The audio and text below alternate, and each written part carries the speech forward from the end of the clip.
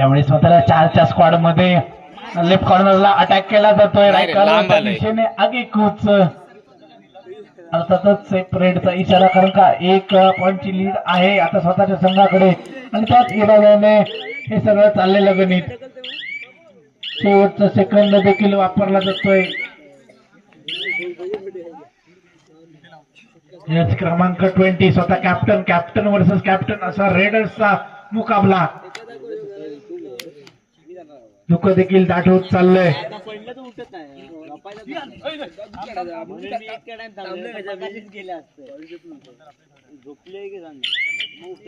शेवटची काही सेकंद रेडची असताना रेडर सेफ रेड टाकून मागे जातोय.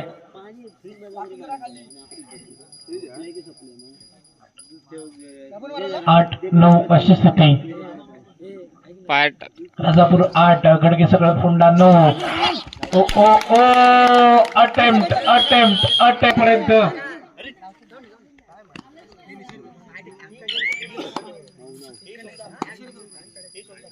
जर्सी क्रमांक 31 याने या मॅच मध्ये खूप चुका केल्या, परंतु त्या चुका सुधाराव्या लागतील.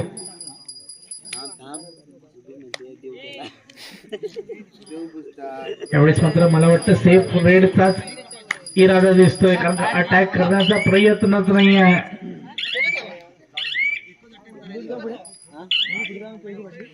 9-9 अशी बरोबरी सुटलेली आणि दोन्ही संघ डू ऑर डायच्या दिशेने प्रवास करतायत. सामन्याला थोडस स्लो आणि स्टेडी केलं जात आहे, परंतु हा स्लो आणि स्टेडी सामना घातक ठरू शकतो दोन्ही संघांसाठी, कारण का एक रेड सुपर रेड पूर्ण सामन्याचा ट्विस्ट करू शकतो सामन्याला.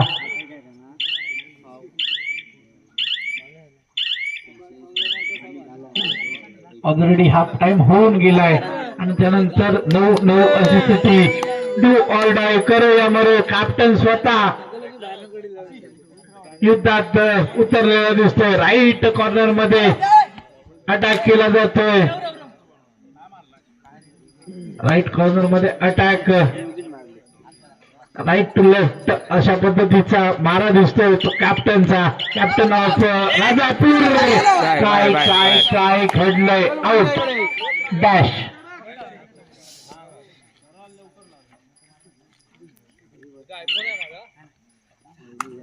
10-9 अशी स्थिती. आता मात्र घडगे सकळ फोंडा संघ 1 पॉइंटने आघाडीवर दिसतोय.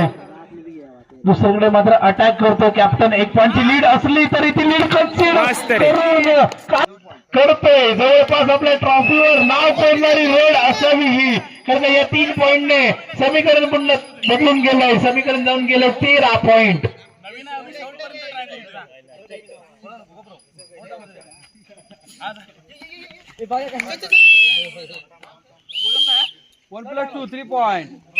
बोनस लाईन बाहेर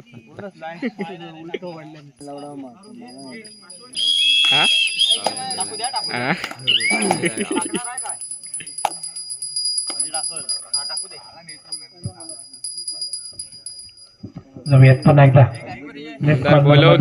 अटेम्प्ट केला जातोय. अटेम्प्ट बोनस काय घडलंय पाहावं लागेल.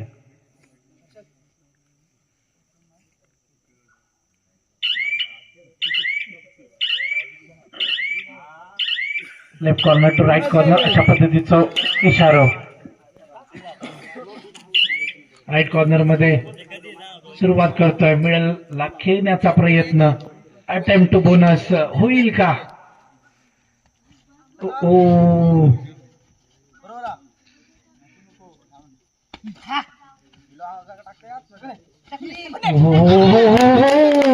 कडक कडक रनिंग हँड टच आणि त्याचा स्वीकार. जर्सी क्रमांक 9-10 मध्ये मारला.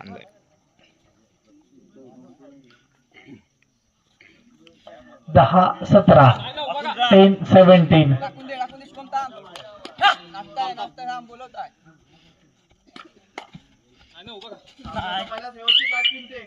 शेवटची 5 मिनिटे आणि 7 लीड. हे लीड कन्सिड करेल का राजापूर जुवाटी संघ? कमबॅक करावं लागेल, अटॅक करावा लागेल. आता मात्र करो या मरोची स्थिती प्रत्येक रेड मध्ये आणावी लागेल.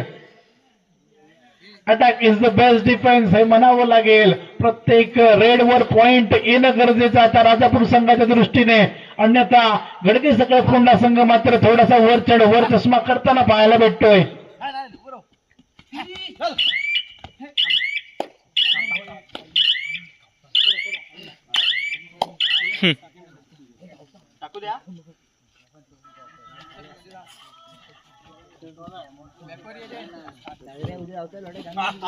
यावेळेला मात्र लेफ्ट कॉर्नर मध्ये अटॅकिंग रेड चालू आहे गडके सकळ फोंडाच्या जर्सी क्रमांक रेडर कडून.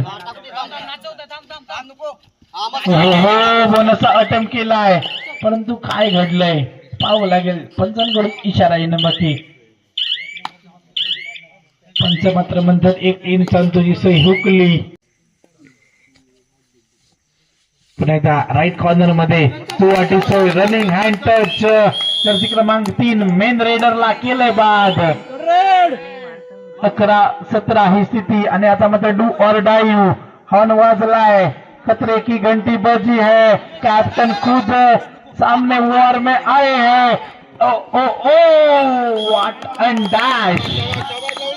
एक पॉइंट भेटलाय राजापूरला. टाइम आउट घेतलाय. 12 रामेश्वर दारुबाई स्पोर्ट्स कुसूर आयोजित भव्य कबड्डी नाईट स्पर्धेचा महाविजेता महाअंतिम विजेता कोण ठरेल. एका बाजूला आहे खडगे सकळ फोंडा घाट. दुसरीकडे आहे जुवाटीचा राजापूरचा संघ. 13-17 ही स्थिती. शेवटच्या 3 मिनिटांचा खेळ बाकी. गडके सकळ फोंडा यावेळेस मात्र अटॅक कारण का सुपर टॅकल देखील ऑन आहे आणि मुश्किल देखील आहे. काय करतोय पाहावं लागेल. दो शेरों के बीच में लढाई. ओ काय घडलंय जबरदस्त सुपर डुपर पण बहुधा गमावली आहे कारण का पॉइंट झाले 14-9 14-9.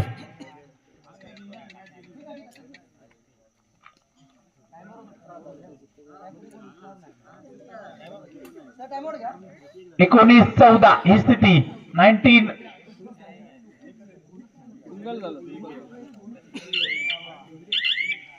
पुन्हा एकदा जाऊयात. 22 घंटा डिफरेंस.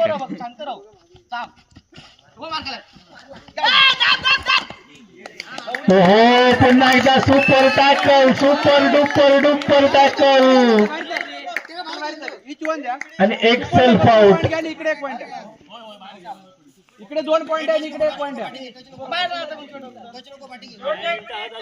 फोंडा संघाला 2 पॉइंट तर जुवाटी संघाला 1 पॉइंट अशी स्थिती. 21-15 शेवटच्या काही रेडचा खेळ शिल्लक.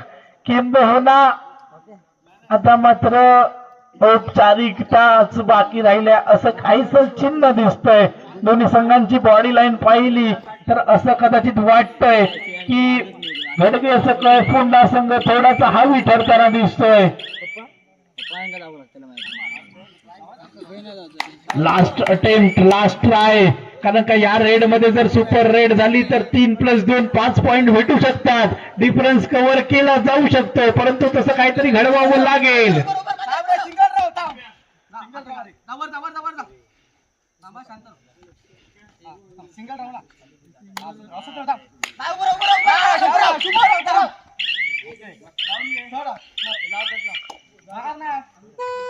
डू और डाइव थर्ड रेड करो या मरो की स्थिती.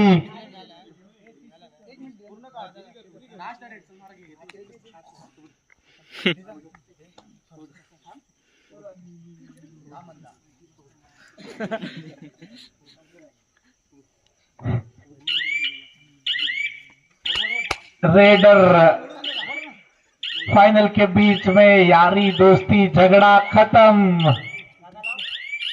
प्लेयर के